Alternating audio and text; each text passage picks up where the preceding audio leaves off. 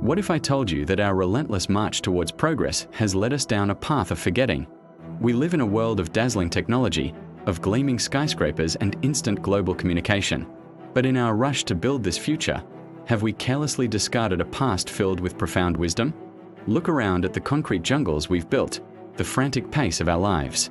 Now, picture the serene landscapes of ancient Africa, societies built in harmony with nature. Could it be that what we call progress is actually a form of collective amnesia, a forgetting of who we are and where we come from?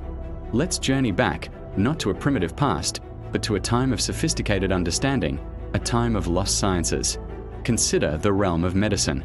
Long before pharmaceutical companies bottled aspirin, our ancestors in Africa were using herbs rich in salicylic acid to soothe pain and reduce fevers.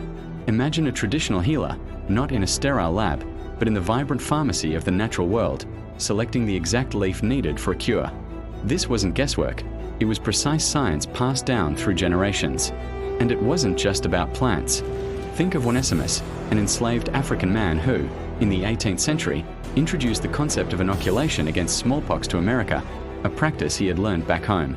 This was a revolutionary medical procedure, born from African knowledge, that saved countless lives long before modern vaccination became widespread. Now, let's walk through the farmlands of the past. Today, we see vast monocultures, fields drenched in chemical fertilizers and pesticides, depleting the soil and poisoning our water. But our ancestors practiced a more intelligent agriculture.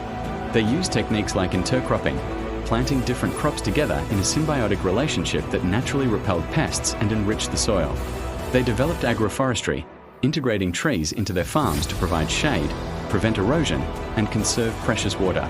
This wasn't just farming, it was ecological engineering, a sustainable system that fed communities for millennia without destroying the land that sustained them.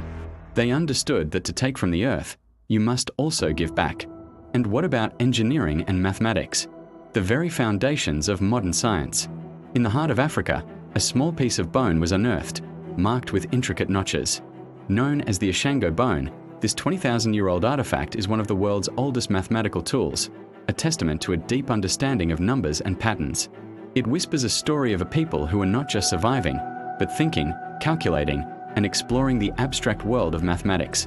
We see their genius in the complex irrigation systems that turned arid lands into fertile fields, in the sophisticated metallurgy that allowed them to forge tools and art from iron and bronze at temperatures that baffle modern engineers. These weren't primitive huts and simple tools. This was a civilization of builders, thinkers, and innovators. So, what happened? How did this vast library of knowledge become lost? The answer lies in a painful chapter of history we call the Great Erasure. Picture a classroom during the colonial era. African children, their minds ripe with the stories and wisdom of their elders, are being told that their culture is savage, their beliefs are superstition, and their knowledge is worthless. Traditional tools, perfected over centuries for their specific environment, are cast aside and replaced with foreign implements that are often less effective. The healer's herbs are dismissed as witchcraft in favor of imported pills. The farmer's sustainable practices are labeled backward to make way for cash crops that feed foreign markets but leave local people hungry. This was not just a physical conquest, it was a psychological one, a systematic campaign to sever a people from their roots, to make them believe that their own heritage was a source of shame, not strength. It was an attempt to erase their memory and rewrite their identity. But memory is a stubborn thing. Roots, even when buried, can find their way back to the sun. Today, across the continent, a new generation is rising. We are witnessing the dawn of a new African renaissance. Young architects are turning away from generic glass and steel, instead studying the brilliant designs of ancient structures that stayed cool in the desert heat without air conditioning. Scientists in modern labs are analyzing the chemical compounds of traditional medicines, validating the ancient wisdom of the healers and discovering new cures for modern ailments.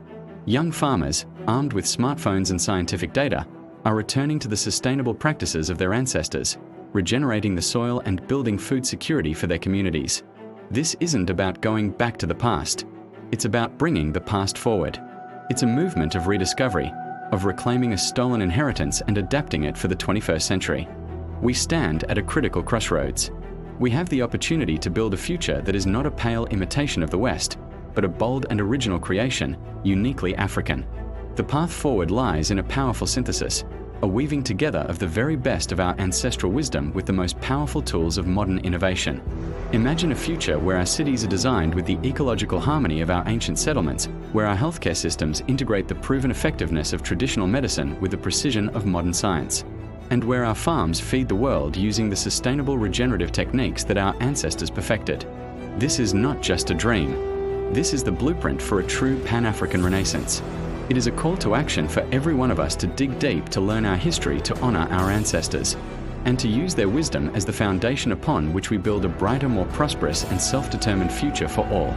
The time for forgetting is over. It is time to remember, to rebuild, and to rise. Thank you for watching. Don't forget to like, subscribe, and join the conversation below.